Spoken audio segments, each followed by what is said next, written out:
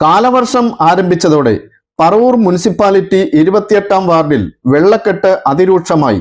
മലിനജലം ഒഴുകുന്ന തോട് കരകവിഞ്ഞ് ഓവുചാലിലൂടെയും സമീപ പ്രദേശങ്ങളിലൂടെയും തദ്ദേശവാസികളുടെ ഉപയോഗത്തിലുള്ള കോൺക്രീറ്റ് റോഡിലും വീട്ടുമുറ്റത്തും വരെ എത്തുന്ന മലിനജലം കൊണ്ട് ജനം പൊറുതിമുട്ടി.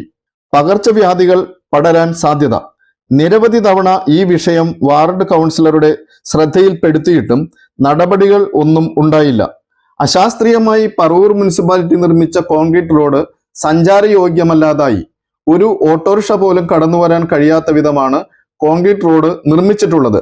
ഏതാനും ചില തൽപര കക്ഷികളുടെ നിയന്ത്രണത്തിൽ വാർഡ് കൗൺസിലർ കുടുങ്ങി റോഡ് നിർമ്മാണം നടത്തിയെന്നാണ് ജനവാസ മേഖലയിലെ കുടുംബങ്ങളുടെ ശക്തമായ ആരോപണം. എത്രയും വേഗം പ്രതിസന്ധികൾ പരിഹരിക്കണമെന്ന് നാട്ടുകാരുടെ ആവശ്യം ശക്തമായി ഉയരുകയാണ്. News desk bright news.